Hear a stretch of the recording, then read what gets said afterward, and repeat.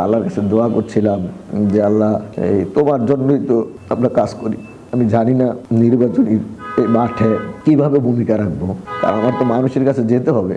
আমি নির্বাচনী কাজে যেতাম, আমাদের পোস্টার ছিঁড়ে ফেলতো, আমাদের ভাইদেরকে হুমকি দিত। আমি মূলত বাংলাদেশ ইসলামী ছাত্র শিবিরের মাধ্যমেই রাজনীতিতে যুক্ত হওয়া। ইসলামী ছাত্র শিবির নিছক শুধু রাজনৈতিক দল হিসাবে আমি ছাত্র শিবিরে যুক্ত হইনি। একেবারেই ছাত্র জীবনের শুরুর দিকে যখন আমি ক্লাস 9 এবং 10-এ পড়ি, তখন এই দাওয়াত পেয়েছি। ছাত্র শিবিরের নেতৃত্বের প্রতি আমার যে আস্থা তৈরি হয়েছে এবং তাদের যে আদর্শ, সেটাকে আমি ভীষণভাবে আমাকে আলোড়িত করেছে। প্রথম আমি তাবলিগের দিকেও কিছুটা ঝুঁকে ছিলাম।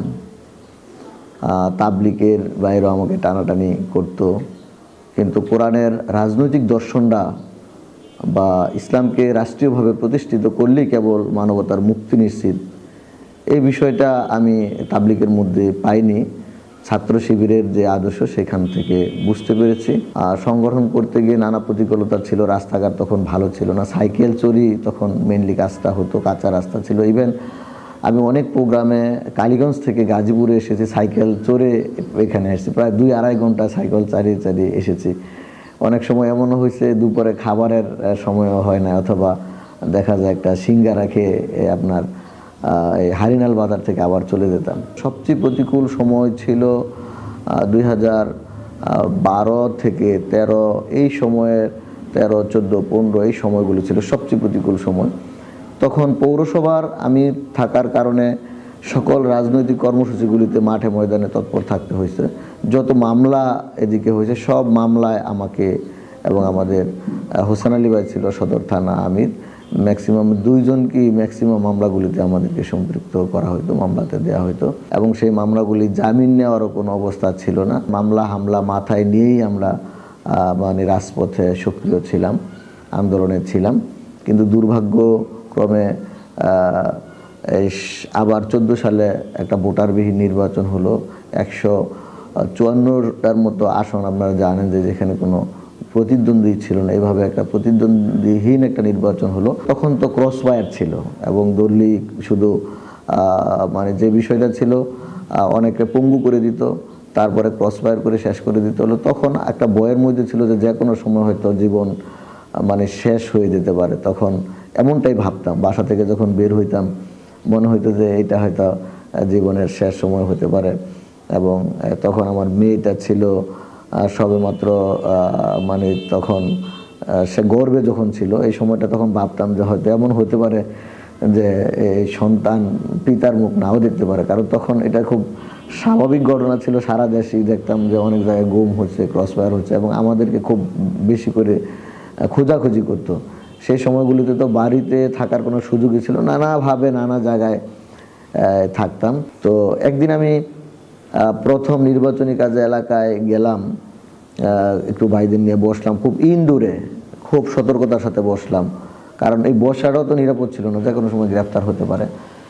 তো এলাকায় ঢুকছি, আমার আত্মীয় স্বজন যারা জানলো, তারা অনেকেই খুব আশঙ্কা ফিল করলো যে এই অবস্থায় নির্বাচন করা বা বসা খুবই কষ্টের একটা সময়, এটা কোনোভাবে উচিত না।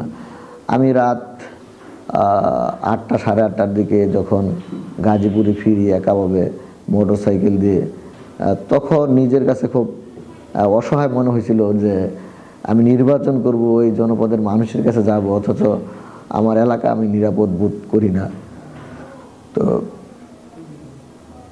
সেই সময়ে আসছিলাম আর মোটর সাইকেলে ছিলাম আমি। তো আল্লাহর কাছে দোয়া করছিলাম যে আল্লাহ, এই তোমার জন্যই তো আমরা কাজ করি।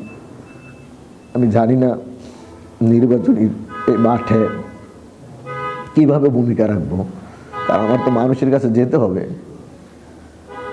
তো আমি একাই আসছিলাম।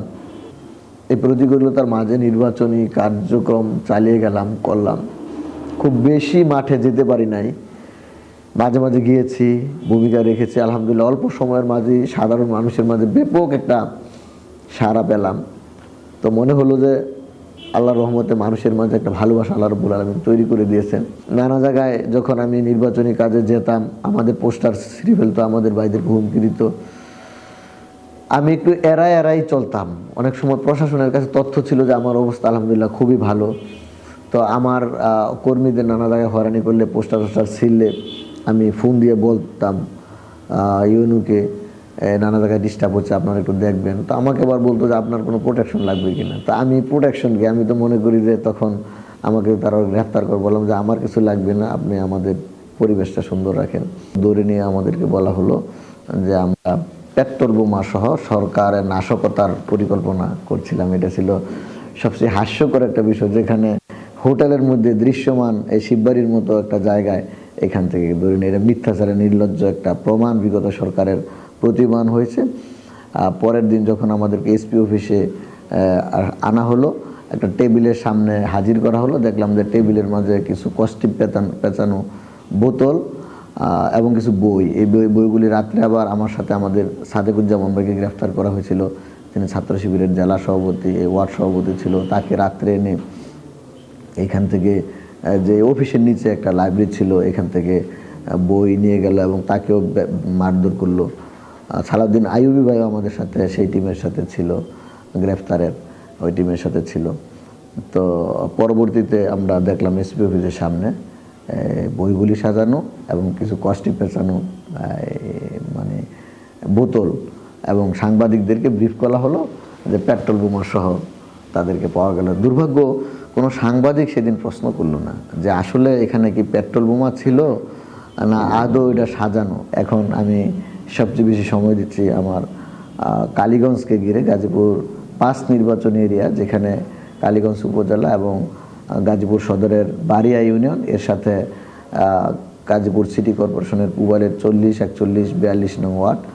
এখানে 3,54,643 3.5 লাখের উপরে ভোটার রয়েছে। বিশাল একটা এরিয়া। আমি চেষ্টা করেছি বিগত এই দীর্ঘ সময়ের মাঝে একেবারে প্রতিটা এলাকায়, গ্রামে গঞ্জে যাওয়ার জন্য আমার জানা মতে চেষ্টা করেছি। সকল শিক্ষা প্রতিষ্ঠানগুলোতে গিয়েছি, স্কুলে, মাদ্রাসায়, কলেজে ছাত্রদের সাথে কথা বলেছি, শিক্ষকদের সাথে কথা বলেছি। এমন কোনো হাট বাজার নাই যেখানে যাই নাই, এবং প্রতিটা ব্যবসায়ীদের সাথে হাত মিলেছি, কথা বলেছি। আলহামদুলিল্লাহ চেষ্টা করেছি প্রতিটা মানুষের কাছে যাওয়ার জন্য, এবং ব্যাপকভাবে যাওয়ার কারণে আলহামদুলিল্লাহ যেটা হয়েছে, মানুষের মাঝে একটা ভালোবাসা পেয়েছি। আমার একটা জিনিস ফিল করতাম, আমি যে এলাকার মানুষের জন্য কাজ করব তাদের কাছে আমার যেতে হবে, এবং তাদেরকে আমাকে দেখতে হবে, তারাও আমাকে দেখবে। যেই এলাকার জনপদের জন্য কাজ করব, সেই এলাকা ঘুরে ঘুরে সে এলাকাকে আমার চিনতে হবে। আমি এমনও করেছি, একেবারে মহল্লায় পর্যন্ত গিয়েছি। নানা জায়গায় গেলে মানুষের স্বপ্নগুলি আমি বোঝার চেষ্টা করছি। তরুণরা কিভাবে খেলার মাঠে গিয়েছি, তারা যেখানে খেলে, কৃষকরা কাজ করে সেখানে গিয়েছি। কৃষক, তরুণ, ছাত্র, যুবক, মুরব্বী সকলের কাছে যাওয়ার মাধ্যমে আমার মনে হয় যে এই ভালোবাসাটা আমি অর্জন করতে পেরেছি। আমার বিশ্বাস যে ইনশাল্লাহ যদি সুষ্ঠু নির্বাচন হয়, ইনশাল্লাহ গাজীপুর 5-এর জনগণ ইনশাল্লাহ ন্যায়ের পক্ষে, দাঁড়িপাল্লার পক্ষে, এবং আমি যতটুকু তাদের কাছে গিয়েছি ইনশাল্লাহ আমাকে তারা ভুলবে না, ইনশাল্লাহ তারা ভোট দেবে, আমি বিশ্বাস করি।